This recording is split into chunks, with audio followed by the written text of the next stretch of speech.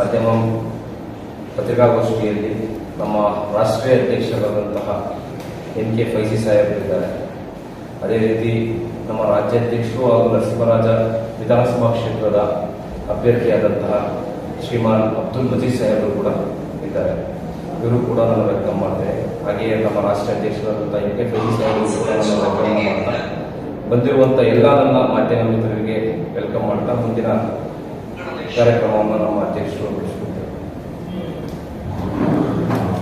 ಹಿಂದಿಯಲ್ಲಿ ನಮ್ಮ NK ಫೈಸಿ ಸಾಹೇಬರು ಮಾತಾಡ್ತಾರೆ, ಅದನ್ನು ಕನ್ನಡದಲ್ಲಿ ಬ್ರೀಫ್ ಮಾಡ್ತೀನಿ.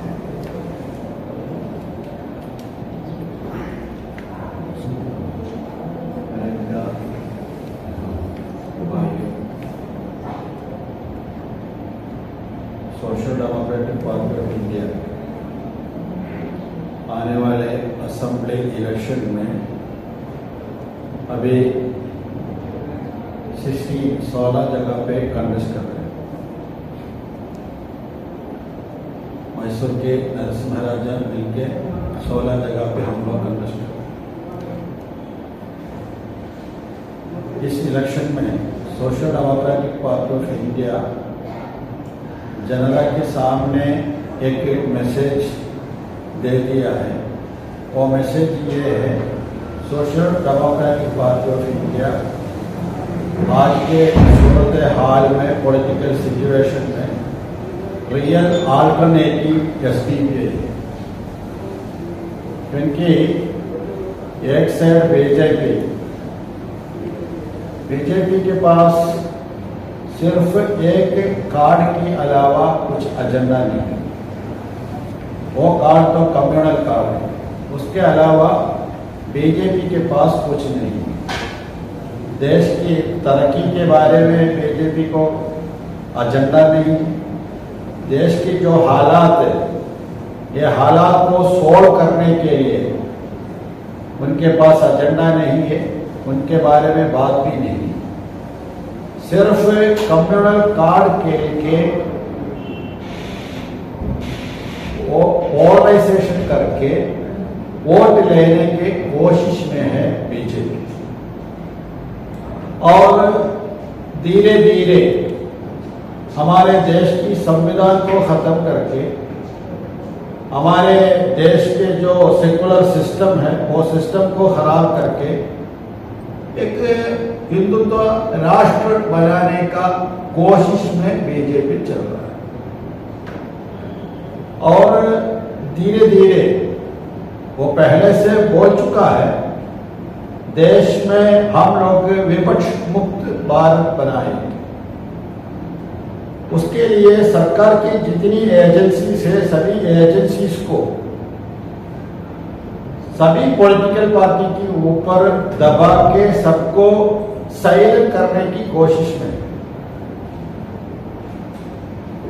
और हमारे देश के सभी लोग, सिर्फ एक कम्युनिटी बोल के नहीं, सभी तबके के लोग, सभी लोग परेशान. हो सकता है वो रोजगारी की वजह से होगा, महंगाई की वजह से होगा, नहीं है तो कम्युनिटी के ऊपर संघ परिवार के लोग हमला करने की वजह से होगा. सभी लोग परेशान. ऐसे सूरत हाल में ये सब सही करने का जिम्मेदारी विपक्ष पार्टियों का है. विपक्ष पार्टियों को थोड़ा प्रेशराइज कर रहा है बीजेपी, अलग अलग एजेंसीज को भेज के. फिर भी ये डेमोक्रेटिक सिस्टम है, बीजेपी को रोकने का एक पड़ाव, एक एजेंडा किसी विपक्ष पार्टियों के हाथ में नहीं. अभी कर्नाटक में भी आप लोग देखिए, बीजेपी को रोकने के लिए कांग्रेस की एजेंडा क्या है, उसमें कुछ खास कुछ एजेंडा नहीं है, सिर्फ पावर में आना है, उसके अलावा कुछ नहीं. उसमें भी गारंटी नहीं है. कल परसों भी मल्लिकार्जुन खड़गे मैंगलोर में ओपनली बोला, अगर हमें मेजोरिटी नहीं मिले तो बीजेपी वाले हमारे MLA को किडनैप करके लेके जाएंगे, इसलिए मुश्किल है। ज्यादातर एमएलए हमारे पार्टी को मिलना है। अपनी एमएलए के बारे में नेशनल प्रेसिडेंट को कॉन्फिडेंस नहीं है, वैसे पॉलिटिकल पार्टी बीजेपी के एक अल्टरनेटिव नहीं हो सकता।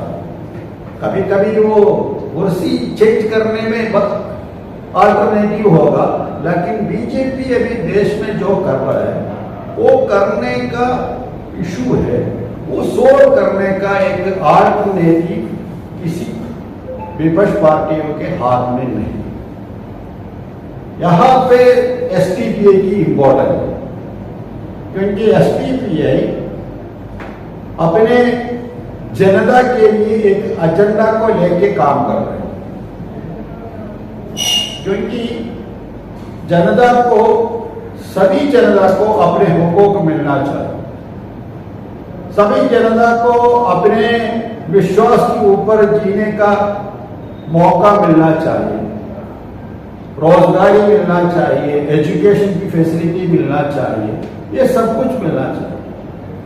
उसके साथ साथ हमारे देश की जो सिस्टम है सेकुलर, वो सिस्टम और हमारे संविधान, ये संविधान को भी मजबूत करना बहुत इम्पोर्टेंट है। इसलिए एसडीपीआई ये समझते हैं बीजेपी की हिंदुत्व एजेंडा को रोकने के लिए सॉफ्ट हिंदुत्व नहीं चलेगा। हिंदुत्व का रोकना है तो सेकुलर फ्रेम लेके आना चाहिए, हमारे संविधान को लेके आना चाहिए, ये बहुत इंपॉर्टेंट है। इस इलेक्शन में हम लोग 16 जगह पे कंटेस्ट कर रहे हैं। इस बार एसटीपीआई की एमएलए कर्नाटका असेंबली के अंदर जरूर रहेगा, क्योंकि एसटीपीआई की जो एजेंडा है वो लोग ज्यादातर मांगते हैं, सुनते हैं, क्योंकि देश के क्राइसिस सिचुएशन को हैंडल करना, वो क्राइसिस सिचुएशन को लोगों के पास जाके बोलना, बीजेपी के ऊपर सवाल करना, ये सब अभी देश के अंदर सिर्फ एक ही पार्टी कर रही है। बाकी पार्टी तो कुछ एजेंडे पे कर रहे हैं, लेकिन सभी एजेंडे को लेके नहीं कर रहे। इसलिए एसटीपीआई को लोग सुनते हैं, एसटीपीआई को तरजीह देते हैं। इसलिए इस बार जरूर असेंबली के अंदर जनता की आवाज, एसटीपीआई की आवाज बोले तो सिर्फ एक पॉलिटिकल पार्टी बोल के नहीं, जनता और जनता की आवाज असेंबली के अंदर रहेगा। मेरी गुजारिश ये है, सभी लोग आज के सूरत हाल में ऐसे एक पॉलिटिकल पार्टी को मजबूत करना, उसका मतलब देश को मजबूत करना, देश को बचाना, ये है। इसलिए सभी लोग, खासतौर पर नरसिम्हा राजा के वोटर्स, सभी लोग एसटीपीआई कैंडिडेट, हमारे स्टेट प्रेसिडेंट अब्दुल मजीद साहब के कैंडिडेट भी है, मजीद साहब को वोट देना, संविधान को बचाना और देश की तहफ़्फ़ुज़ के लिए जनता की आवाज बन के मजीद साहब को असेंबली में भेजना है, ये हमारी गुजारिश है। अभी हमारे कैंपेन चल रहा है, हर असेंबली के अंदर भी अच्छी तरह कैंपेन चल रहा है, हमें अच्छा रिस्पॉन्स मिल रहा है, हर जगह हमें अच्छा रिस्पॉन्स मिल रहा है। हमें उम्मीद है हम लोग काफी जगह पे जीतेंगे, जीत के हमारे एमएलए लोग असेंबली के अंदर रहेंगे। इसमें आप सभी लोग हमें सपोर्ट करना है। आप सभी लोगों की गुजारिश ये है, एसटीपीआई कैंडिडेट को इस बार आप लोग वोट देके हमारे देश को बचाने की कोशिश में आप लोग भी शामिल होना चाहिए। Thank you sir. जैसे कि आपने कहा पोलराइज की बात, तो आपकी पार्टी पर ये इल्जाम है कि आप खुद पोलराइज करते हैं और मुसलमानों के आदेश से इस तरह की बातें आते हैं, आप क्या कहेंगे? हम लोग अभी तक पोलराइजेशन की बात नहीं की।